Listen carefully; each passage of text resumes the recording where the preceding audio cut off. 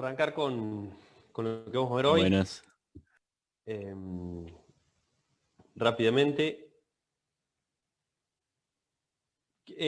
¿Pudieron ver el video que le subí al Drive? Lo de la clase pasada que le di a la gente de electrónica, bueno, para que no esté al tanto, fue subido al Drive, así que ahí lo van a poder ver. Vamos a hacer un repaso igual de todas maneras. Como para ponernos al día. Y vamos a ver por último, vimos media posición, de dispersión. ¿Qué más vimos? De forma y falta lo que es kurtosis. ¿Está? Lucas, fíjate si... Porque la mayoría de los chicos me llega un mail donde yo le doy el carácter si es lector o editor. Fíjate si haces clic de vuelta y pedime autorización a ver si te deja. Entonces, bueno.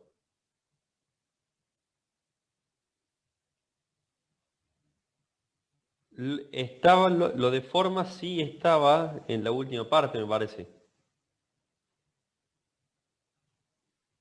Denme un segundito.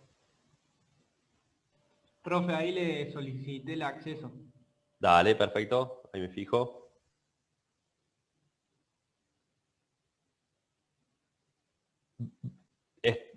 Vimos hasta media dispersión, está en lo cierto. Así vamos a hacer un repaso rápido de esto. Y después vamos a ver las medidas de forma. Hasta deviación están, tal cual. A ver, dame un segundito.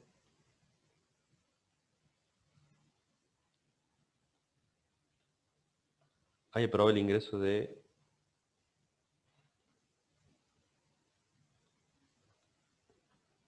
seis personas. Denme un toque.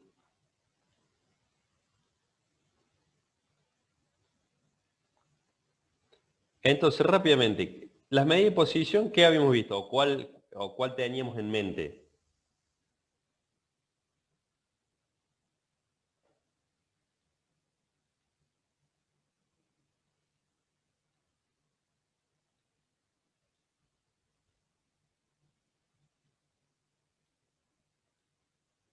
Ahí están todos aprobados.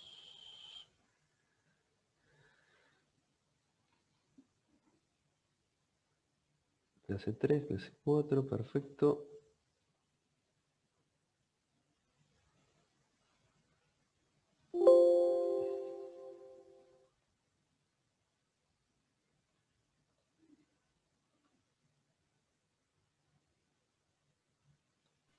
Profe, una consulta. Sí, La clase 4 sería la clase del 23, ¿no? Digamos, la clase claro, pasada. la clase pasada. Perfecto. Entonces, rápidamente, teníamos medida de posición y dispersión, teníamos la de posición, que teníamos la media aritmética, 3 casos, de acuerdo a donde estuviéramos parados. Voy a grabar la clase. Deme un segundito. Ahí está. Entonces, dijimos, medida de posición y dispersión. Teníamos, dentro de la posición, teníamos la media, de acuerdo al caso que tuviéramos. Teníamos la mediana, que ya vimos cómo sacarla, de acuerdo también si era series simples y teníamos datos agrupados. Teníamos la moda, que era la tercera medida de posición que vimos.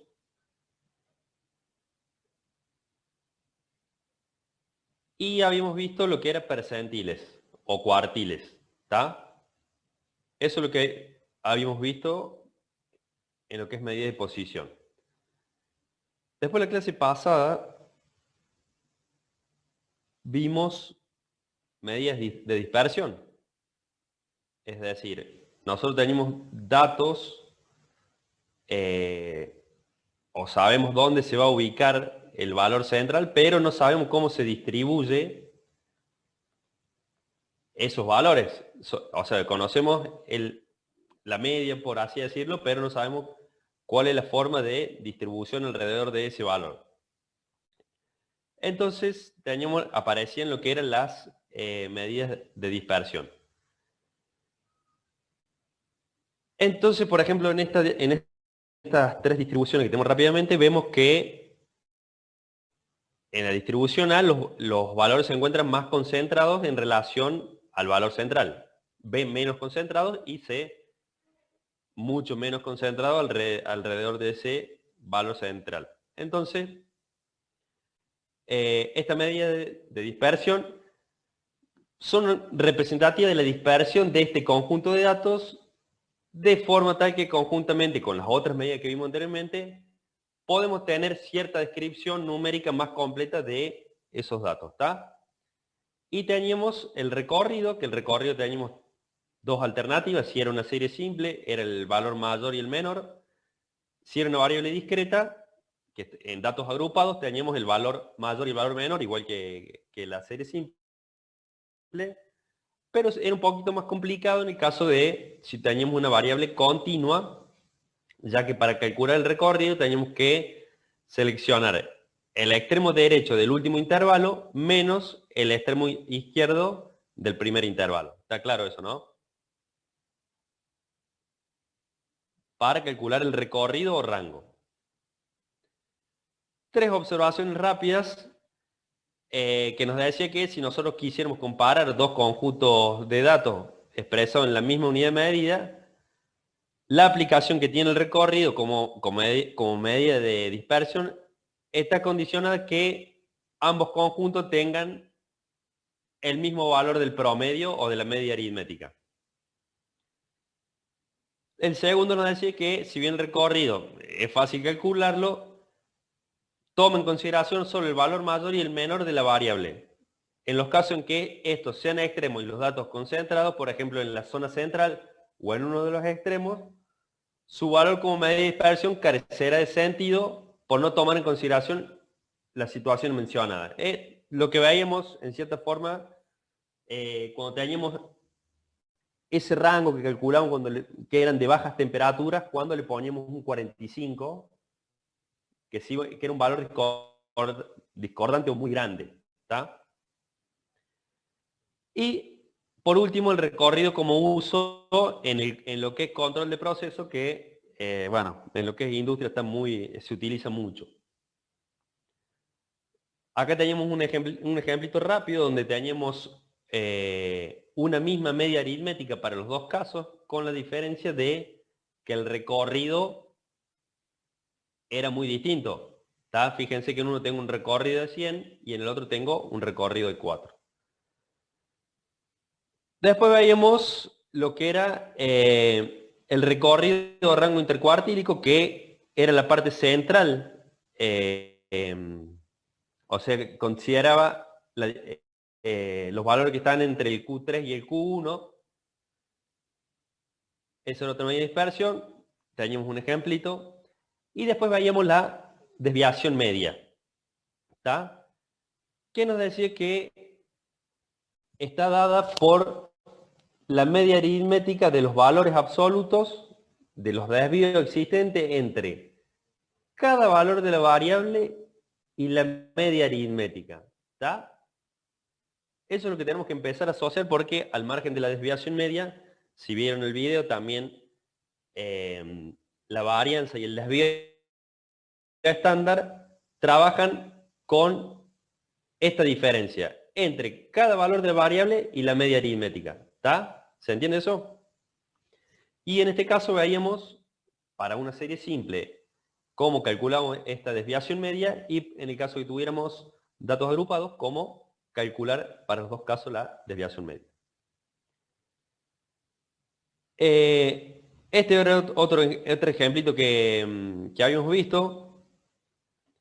Y una observación que nos dice acá arriba, que la desviación media considera el promedio de los desvíos tomados en valor absoluto, no permite determinar el signo de las desviaciones, razón por la cual, como medida de dispersión, es menos útil que otras. Ya vamos a ver qué otras y cuál es la más útil. Después tenemos la varianza como cuarta medida de dispersión. Fíjense que están numeradas acá. Teníamos el recorrido. El segundo era el recorrido rango intercuartílico. El tercero la desviación media. Y llegamos a la cuarta medida de dispersión, que era la varianza. Y nos dice que es una de las medidas más importantes en cuanto a la dispersión y está dada por la media aritmética del cuadrado de los desvíos entre cada valor de la variable y la respectiva media aritmética, ¿está? Es decir, es como la desviación media, nada más que cada término, en lugar de tomar el valor absoluto, se eleva al cuadrado. O sea, ¿qué se dijo? Dijeron, bueno, como es medio tedioso estar trabajando con el valor absoluto, el análisis se simplificaría si lo elevamos al cuadrado. Y de esa manera nosotros teníamos la varianza. ¿Está claro? Y por último, el desvío estándar, que si nosotros decimos que a la varianza le aplicamos la raíz cuadrada, teníamos o obteníamos la desviación estándar. ¿Y cuál era la particularidad que tenía la desviación estándar en relación a la varianza? ¿Alguien lo leyó o lo pudo sacar?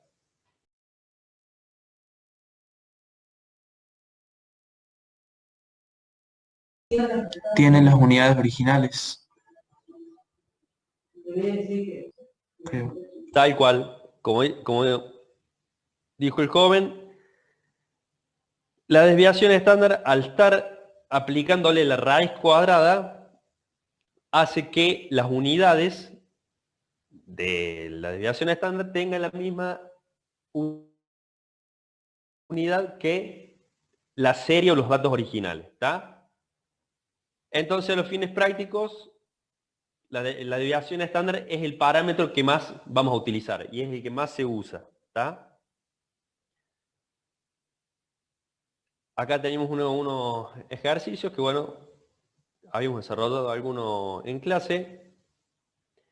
Y por último, habíamos visto el coeficiente de variación, que nos decía que es una medida de dispersión relativa que va a estar determinada por el cociente entre el desvío estándar y la media aritmética, ¿está? Por lo cual, si recordamos que el desvío estándar tiene las unidades originales, como dijimos recién, porque es aplicar la raíz cuadrada a la varianza sobre la media aritmética, me va a dar un número o una magnitud que es adimensional, o sea, no tiene dimensiones. Entonces, por esta razón, se puede utilizar para comparar distribuciones con igual o distinta unidad de medida, ¿está? Lo que se suele hacer se expresa en porcentaje. ¿Está claro hasta acá? ¿Hay alguna duda?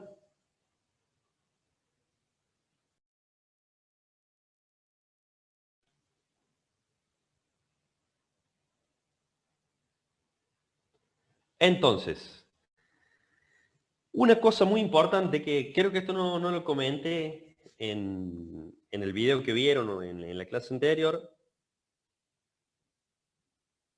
Fíjense que dice un menor valor del coeficiente de variación significa una media aritmética más representativa como medida de posición de un conjunto de datos. Entonces, si nosotros tuviéramos dos distribuciones A y B y su respectivo coeficiente de variación fuera que el coeficiente de variación de A es menor al de B, la media de A es más representativa que la media de B. Y también los datos más uniformes en la distribución A, o sea, los datos van a ser más uniformes en la distribución A, más parejos, más homogéneos, menos dispersos y con una menor variabilidad, ¿tá?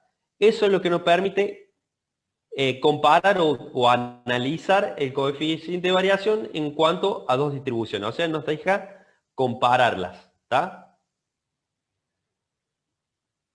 Acá tenía un pequeño ejemplito para ver el coeficiente de variación. Y después venimos acá, esto creo que no lo di. A ver, denme un segundito.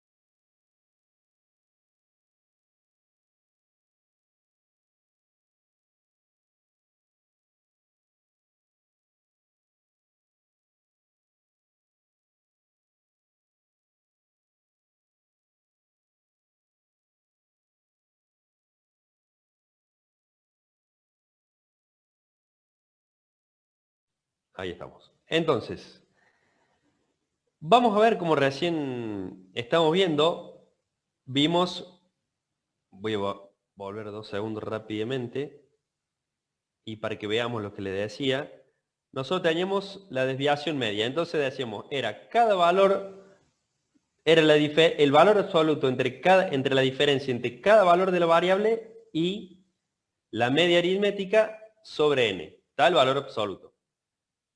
Quiero que refresquemos esto porque ya vamos a ver cierto significado o para qué, o dónde lo usamos mucho.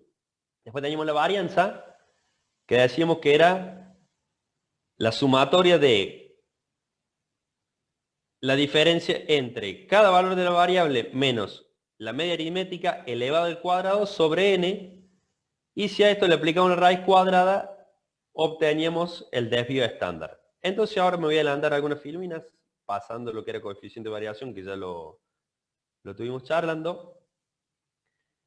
Y lo que vemos acá dice significado práctico de la desviación estándar. ¿Está? Entonces, si quisiéramos saber o nos preguntáramos qué hace y qué significa la desviación estándar, podemos hacerlo considerando la aplicación práctica de la misma. Hay una regla empírica que, o sea, que ya vamos a ver y lo van a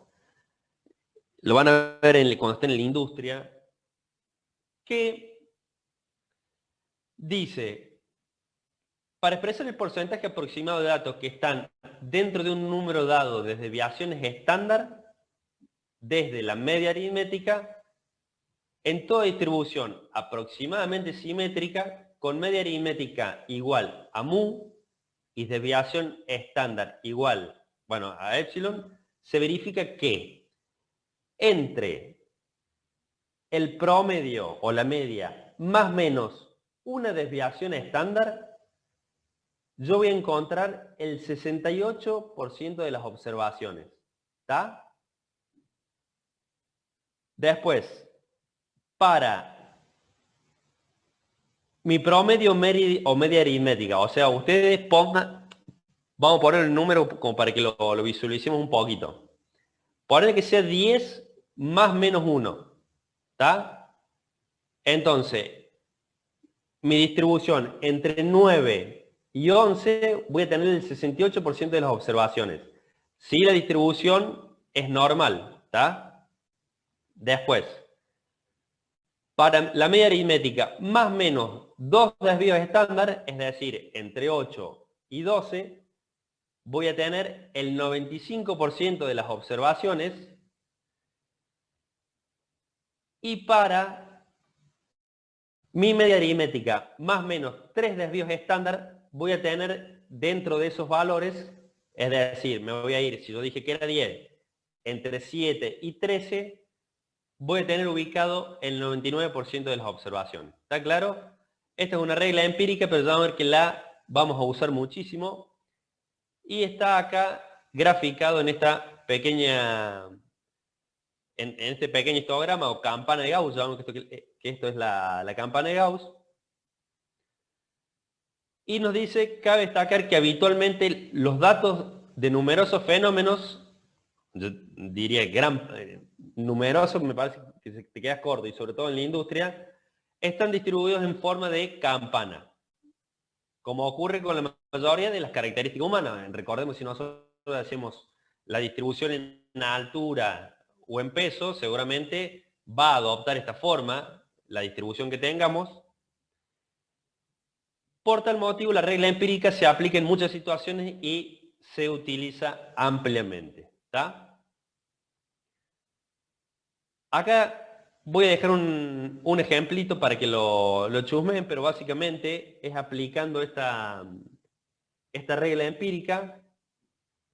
A ver, denme un segundito, a ver si lo chusmemos ya.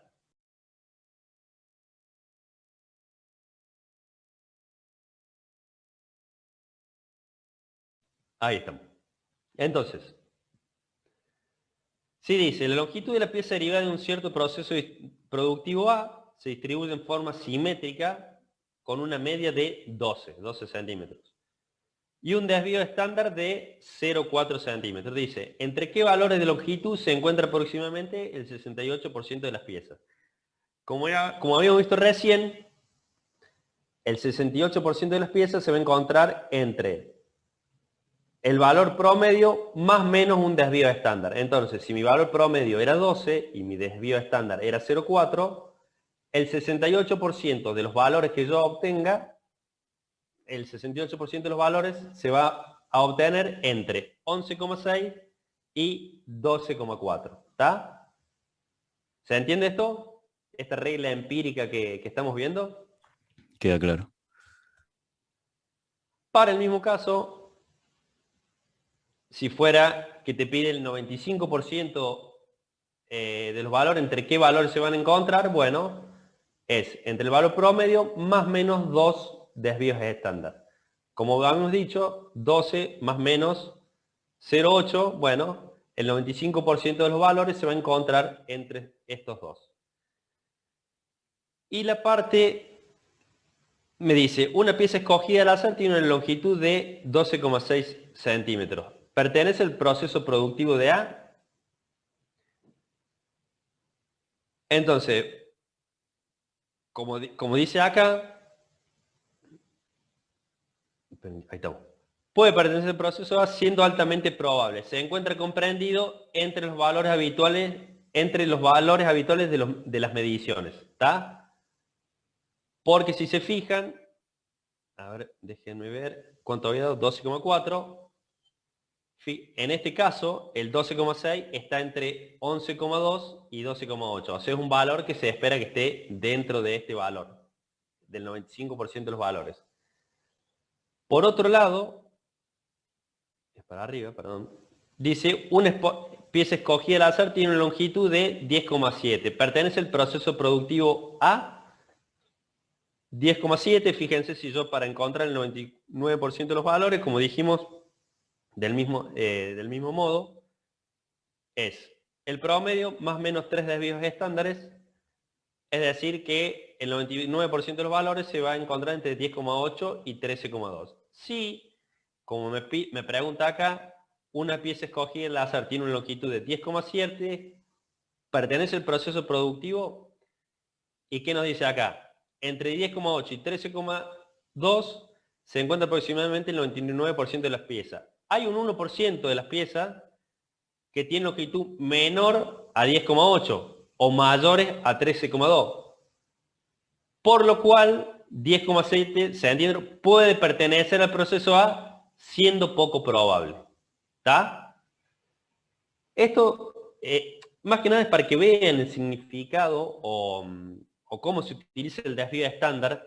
Ya vamos a ver que hay toda una parte de la probabilidad que se ocupa de esto, ya espero que antes de tener el cuatrimestre lo veamos, y lo vamos a traer, vamos a refrescar esta filmina para que vean cómo eso que vamos a ver allá tiene sentido con estas medidas de dispersión que estamos viendo ahora. ¿Está? Pero bueno, más que nada era para que se queden con esto en la cabeza, cuál es el sentido, sentido o significado práctico de la desviación estándar. ¿Está? Vamos a ver ahora.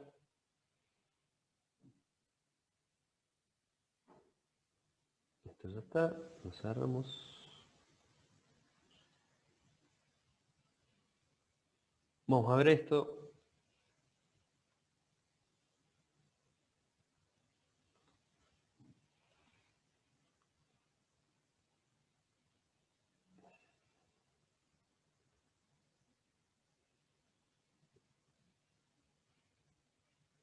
qué son las medidas de puntiagudez o kurtosis. A ver, denme un toque.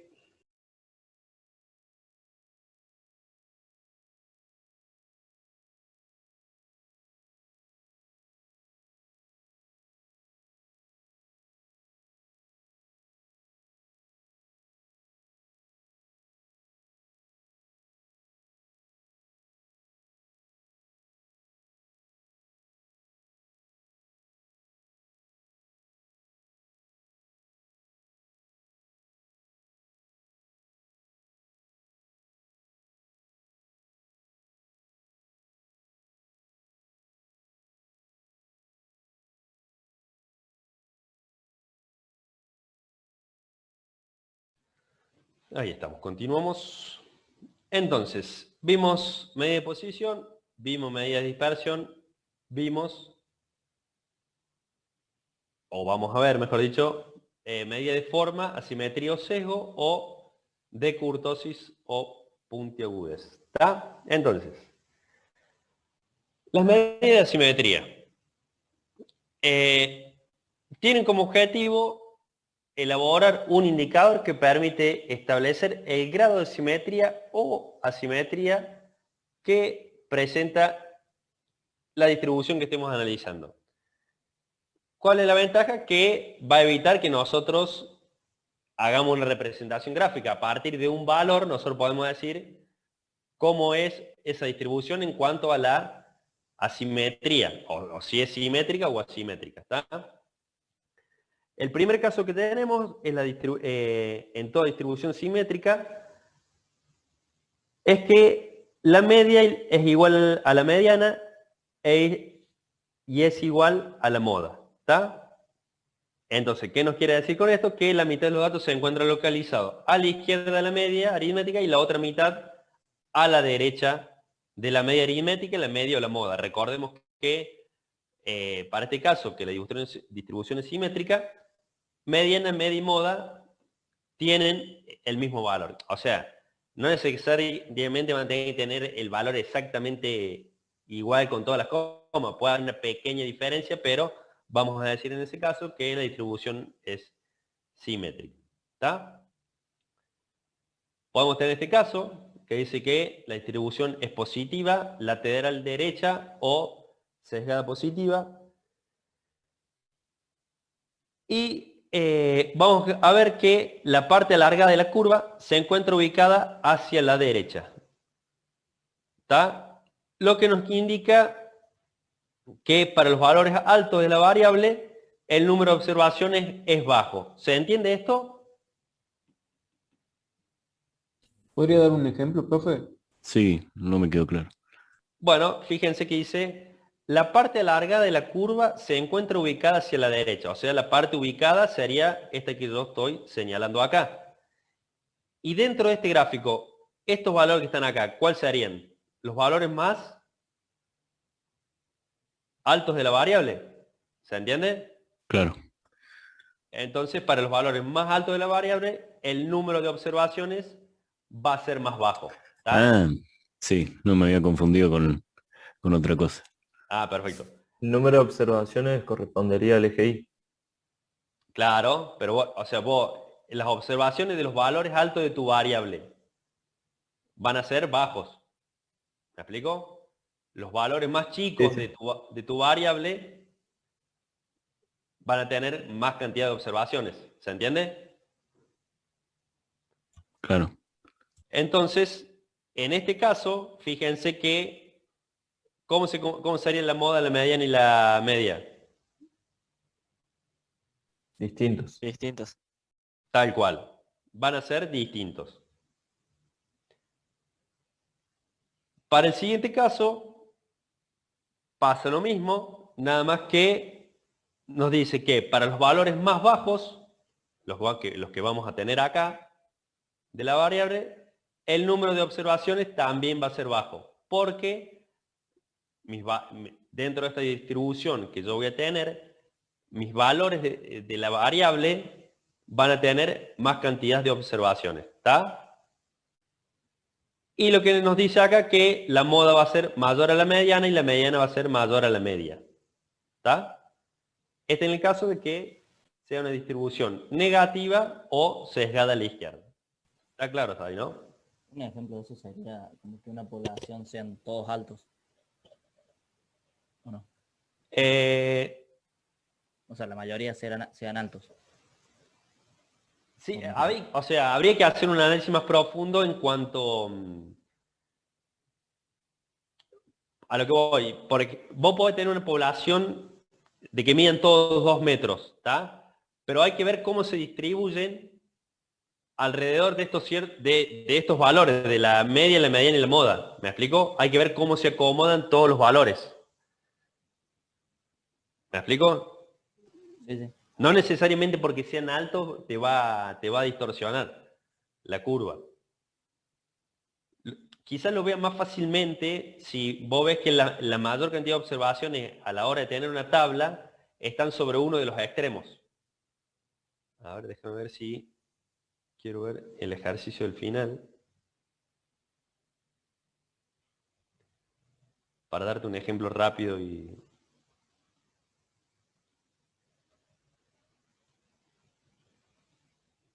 A ver,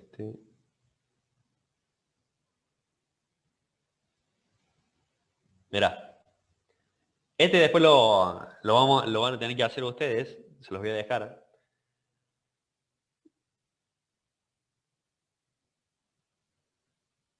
Esta es la clase, o sea, está distribuido de esta manera, ¿está? O sea, hay algo que está distribuido que te dice que entre 15 y 16 tiene 39 observaciones, entre 7 y 28 tiene 15, entre 29 y 40, 15, entre 41 y 58, y así sucesivamente, ¿está?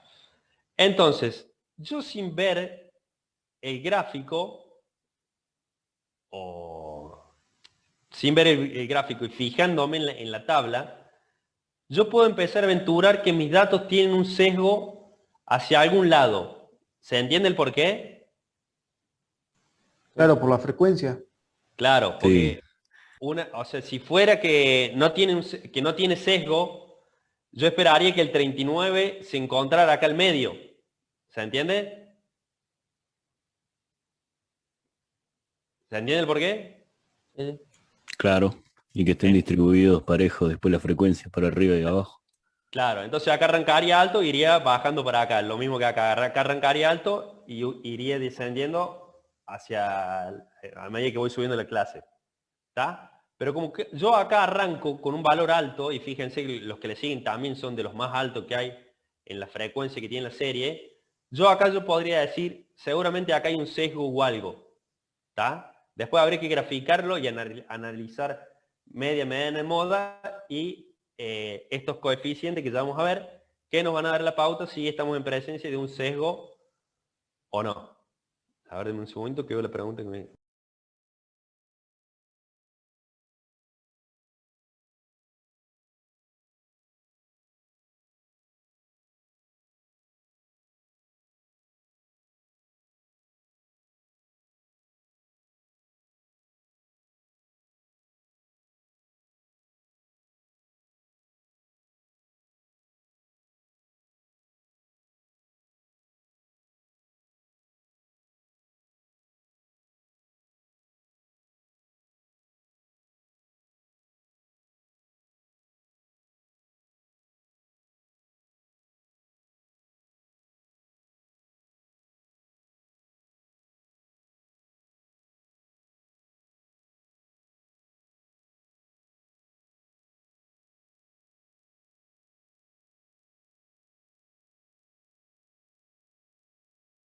Está muteado, profe. Claro, estoy muteado yo, gente.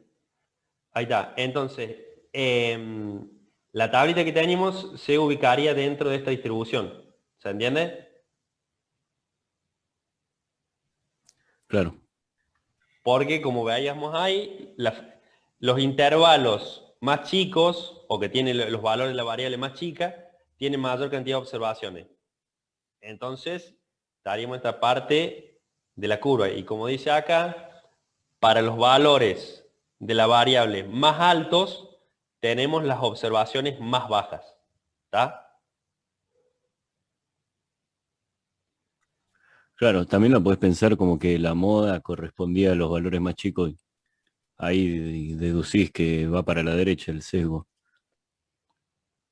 Claro, que o sea, la moda sería el 38, 39 que tendríamos ahí, Claro, un 39. tal cual.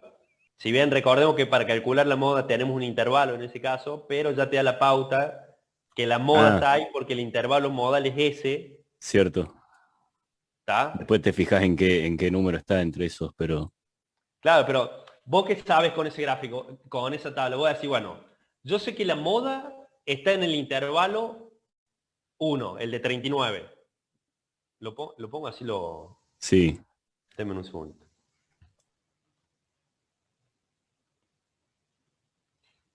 Hago copia.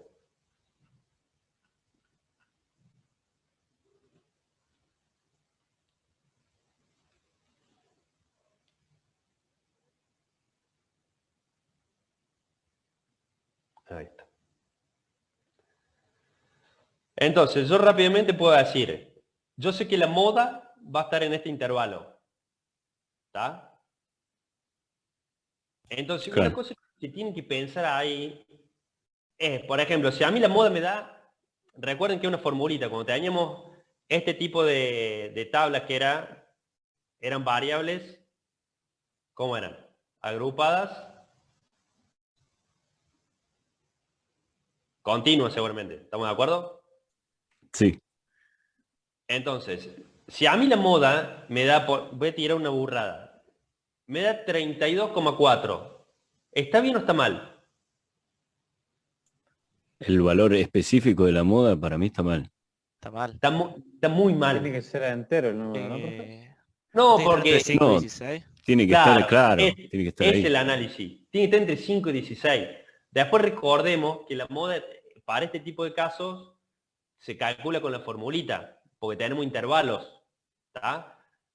Es decir, yo no voy a saber entre el 5 y el 16 cuántos valores son 5,5, cuántos son 6,5. No sé cuántos hay entre 5 y 16. Lo que sí sé es que entre 5 y 16 son 39. ¿Está? Pero lo que tengo que saber es, la moda va a estar en ese intervalo. ¿Está? Es el análisis que tengo que saber y lo que les digo, si se fijan rápidamente, yo con la tabla de frecuencias ya me puedo dar cuenta que tiene un sesgo. ¿Está? Porque si fuera que la distribución es simétrica, seguramente el 39 estaría donde estaría el 8, por ejemplo. ¿Está? Y a partir de ahí se distribuiría hacia los costados. ¿Está claro esto? Sí, queda Sí, claro. profe. Sí, profe. De 10. Profe, Entonces, el límite superior lo asociamos como el eje de las y el límite superior de la tabla.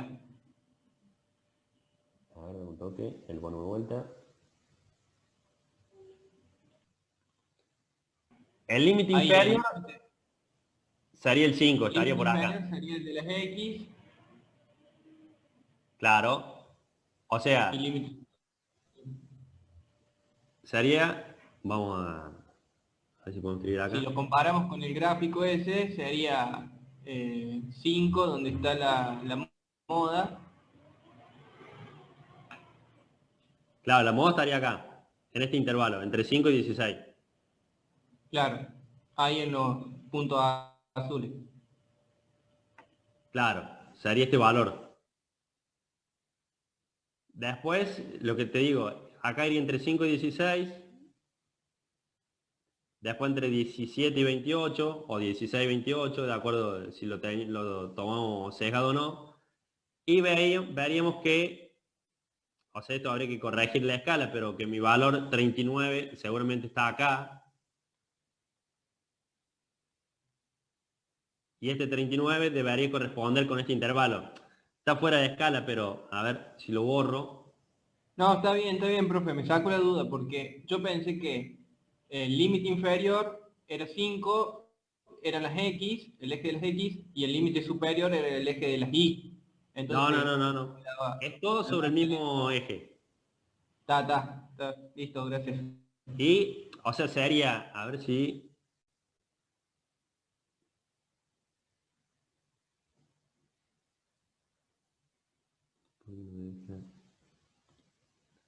Sería esto, sería tus valores de X,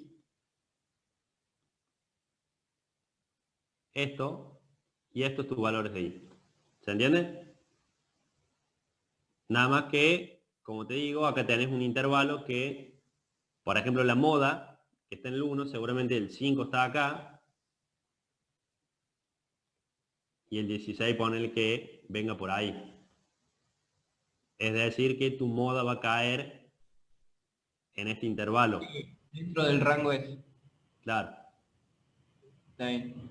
En la marca de clase te va a dar la marca de clase, el valor de la formulita de cómo calculamos la moda, te va a dar el valor acá de cuál es. Pero vos sabés que entre 5 y 16 tenés el bastón, que son las 39 observaciones que tenés en ese intervalo.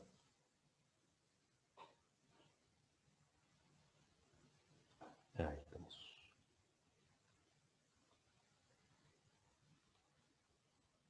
Bueno. Entonces, para determinar el sesgo o asimetría de una distribución,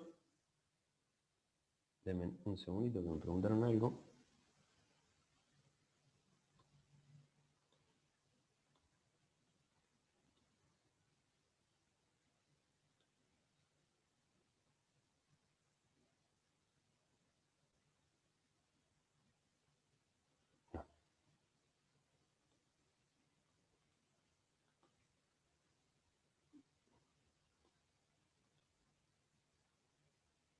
Entonces, vimos lo que era la simetría, ¿está? ¿Y cómo vamos a determinar este sesgo o asimetría de la distribución que estemos analizando? Vamos a usar el coeficiente de simetría de Pearson, que lo vamos a denotar SK, y que va a ser igual a 3 por el promedio menos la mediana, todo eso sobre el desvío estándar, ¿está? O la otra forma es la media menos la moda sobre el desvío estándar. Y de acuerdo al valor que nosotros obtengamos de esta simetría, si es menor a 0, va a ser negativa, si es igual a 0 va a ser simétrica, y si es mayor a 0 va a ser con sesgo positivo, ¿está? Ya vamos, no lo vamos Profe. a ver ahora. Sí, te escucho. Perdón, ahí en el denominador ¿a qué correspondía? Era la... ¿Qué era eso? No, Lo no, digo no, recién. no alcancé a escuchar justo. El desvío estándar. El desvío estándar. Gracias. Recuerden siempre que el desvío estándar, lo que veíamos recién en el ejemplo, la importancia que tiene. Porque, ¿cuál es la ventaja que tiene? Que tiene la misma unidad que la unidad de base, por así decirlo. Entonces, por ejemplo, me dice, una distribución tiene una media aritmética de 40, una mediana igual a 36 y un desvío estándar igual a 17. ¿Cómo la distribución en cuanto a su forma? Si nosotros aplicamos este coeficiente, vemos que nos da mayor a 0, a 0 nos da 0,71. Es decir, que tiene una simetría positiva. ¿Está? Ya vamos a ver, este es el coeficiente de Pearson, ¿está? Profe, Sí. esto cuando nos los dan, o sea, nos dan el valor de la media, de la mediana, después cuando nos dan la tabla nos podemos dar cuenta por el valor de la variable y la frecuencia. El sesgo, digamos. El sesgo lo vas a sacar cuando vos calcules la media y la mediana. Lo vas a poder calcular. ¿Te das cuenta? Bien. Bien, sí, sí. O sea, por ahí lo que comentaba recién, esto de que por ahí este dato te sirve a vos para no graficarlo, ¿me entendés? Si vos Claro. decís, bueno, a ver cómo es el sesgo, para qué lado tira, ¿me entendés? Entonces, aplicando esto, por ahí podés evitar graficarlo. Si lo querés graficar y corroborarlo mejor, pero aunque sea esto ya te da una idea de cómo, para qué lado va, ¿está? Y después otro el coeficiente de Fisher también podemos usar. Ya vamos a ver qué es esta M, momentos se llama. Si bien la clase que viene vamos a arrancar con otro tema, pero me voy a hacer lugar 2 segundos para comentarles esto, pero rápidamente pueden ver que el momento al cubo es similar a lo que veníamos viendo en desviación media, varianza y desvío estándar, nada más que está elevado al cubo. Y si abajo tenemos la varianza elevado al cubo, recuerden que esto es la raíz cuadrada, y si también la elevamos al cubo, me va a quedar en la 3 medio. Bueno, este es otro coeficiente de Fisher que, de acuerdo al valor que nosotros obtengamos, me va a dar también datos en cuanto a la simetría, si es negativa, positiva o simétrica. Denme un segundo y conecto la computadora con la batería.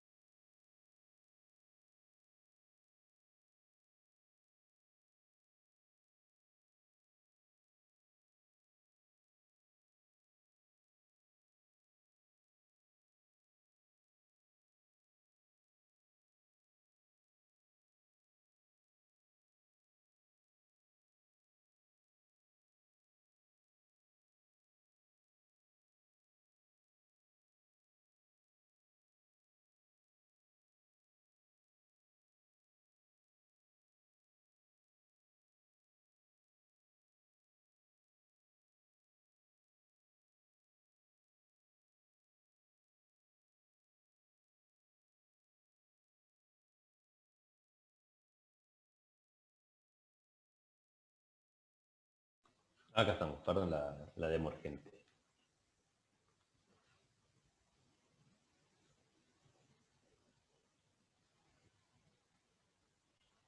Bueno, entonces dijimos, teníamos dos coeficientes, el de Pearson y el de Phi, ¿está?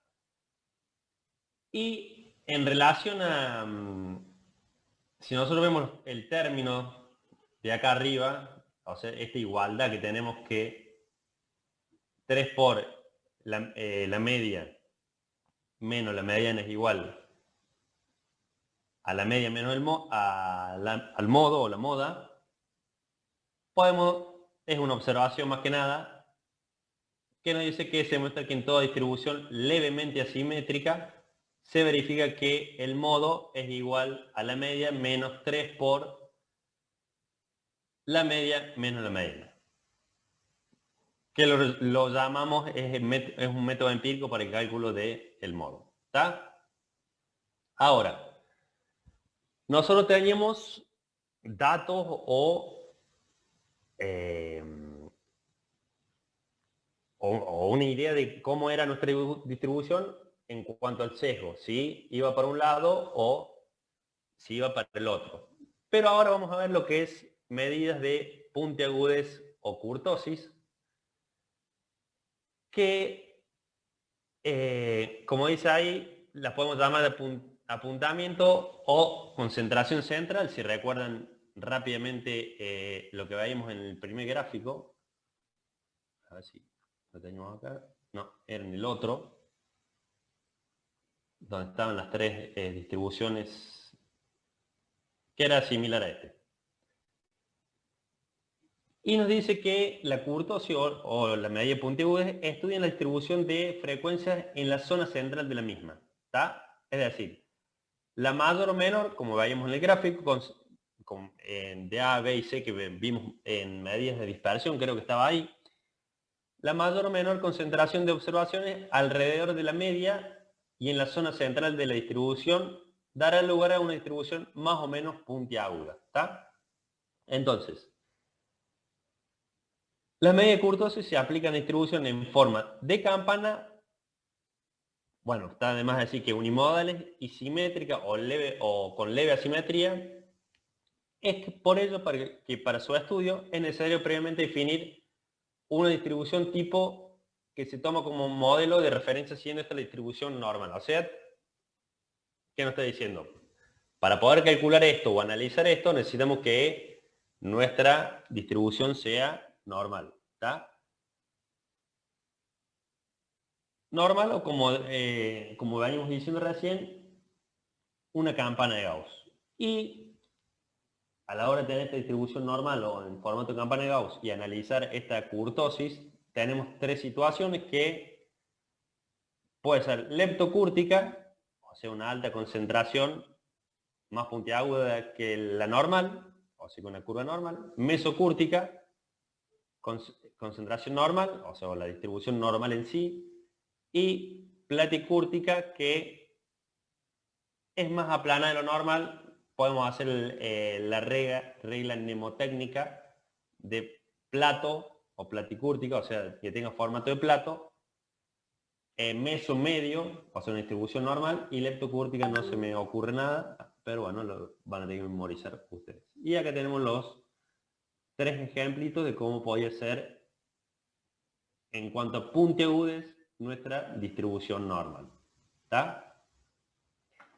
Y para esto, con el objetivo de clasificar a una distribución en cuanto a la puntiagudez, vamos a definir este coeficiente, que es un número puro dado por el momento a la cuarta, y ya vamos a ver este momento sub 2 a la 2, que es no es otra cosa que la varianza, va a ser todo esto menos 3, ¿está? Y en cuanto a este valor vamos a ver si es menor a 0, igual a 0 o mayor a 0. En función del resultado este que obtengamos, vamos a poder clasificarla. Van a encontrar muchas veces que se pone mayor o menos, menor a 3, igual a 3 o mayor a 3. Es por este 3 que tenemos acá, hay bibliografía que lo muestra de esa manera, y hay otra bibliografía que lo pone al menos 3 acá adentro y lo iguala a 0. ¿Está? ¿Y ese 3, Sí. de dónde saldría? Es una comparación que, o sea, por así decirlo, esta es una fórmula, llámala empírica por ahora. Ya vamos a ver después que sale de esto, de los momentos, lo vamos a ver en la semana, y que se relaciona con este 3. Nosotros lo introducimos acá, o lo ponemos acá, quédense con la fórmula, y a partir de eso lo vamos a comparar con 0, en el caso de que esté acá el -3, y si no lo vamos a comparar con 3 en el caso de que tengamos este numerador y este denominador. ¿Está? Por ahora quédense con eso hasta que veamos qué son los momentos. ¿Está? Esta distribución bidimensional es más que nada distribución es para ver la covarianza, no lo vamos a ver ahora. O sea, lo que les había comentado el otro día, si van a reunir con Fujilando el final, péguenle una leída, porque lo van a necesitar y se los puede preguntar. Yo prefiero quedarme con este ejercicio, que es el que tenemos que hacer, donde me pide sesgo y kurtosis. ¿Está? Esto le pido que para la clase que viene lo tengamos resuelto. Así comparamos los datos. Y el otro ejercicio, si bien a esta altura ya pueden hacer todos los ejercicios de la guía de Livinov, la voy a poner en pantalla 2 segundos.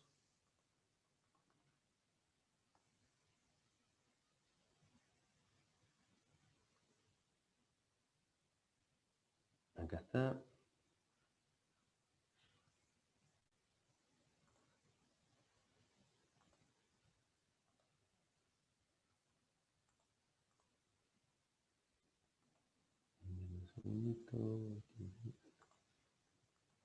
Entonces, para la guía de Alejandro ya podrían hacer todos los ejercicios. Hasta el 11 creo que es. 9, 10, 11, sí. Ya podrían hacer todo. Pero el que vamos a hacer, o les voy a mostrar rápidamente, va a ser el 4. ¿Está? Váyanlo haciendo todos. Pero yo, la clase que viene que voy a mostrar es esta que está acá, porque fíjense todo lo que les pide. Media aritmética, mediana, moda, varianza, desviación típica, desviación media, primer y segundo coeficiente de Pearson, coeficiente de kurtosis, segundo momento de la variable y tercer momento respecto a la media. ¿Está? Estos momentos ya van a ver qué es cuando hablemos de momento, y es parte de lo que estuvimos viendo recién. ¿Cuál es lo bueno de la guía de Alejandro? Que acá abajo van a poder ver los resultados y van a poder ir chequeando si vienen bien o vienen mal. ¿Está? Debería salir la parte práctica, se los dejo a ustedes. Esto es todo por hoy, gente. Y nos vemos la próxima clase. Recuerden traer esto, le vamos a dedicar una media hora y ya la Profe, segunda. Sí, ¿dónde está ese apunte que mostraste recién? ¿Está en nube? está en el aula virtual. Joya. Profe, Lo el que les apunte del comentaba. teórico. ¿Cómo? El apunte del teórico de donde saca la información para las diapositivas, ¿está en la UB? No, es el teórico de Fujilando. Igual es muy parecido. ¿Tiene el apunte, digamos, en PDF o hay que comprarlo? en No, libro de no, déjame información? ver si lo encuentro y te lo paso. Lo subo de Profe, última al Drive. la contraseña para las clases, digamos, para ver las grabaciones, ¿cuál sería? Mándame, si haces clic seguramente te va a pedir que me mandes una solicitud para que yo te dé el OK. Está subida al aula virtual en el Drive en la dirección. Ahí está, profe. Ahora ya lo envío. ¿Viste? A ver, déjame ver. Bueno, acá tengo varios para Héctor. Bueno, ahí los autorizo. Y lo que le decía, el teórico es de Fujilando, yo sigo ese. En el caso que quiere que refuercen algo, seguramente se los voy a decir. Y si lo encuentro, se los comparto para que lo tengan. Igualmente esto que les comentaba, que es muy similar a la filmina con el teórico, o sea, no hay pocas diferencias. ¿Está, gente? Entonces, son 11 ejercicios, vayámoslo haciendo. Y para la clase que viene, el ejercicio que está abajo de todo, en las filminas que le subí, y el ejercicio número 4 de la guía del divino, que lo tienen en el aula virtual. ¿Está, gente? Eso es todo por hoy, pónganse a trabajar con eso y nos vemos en la próxima clase. Perfecto, profe. Estamos, Hasta profe. luego.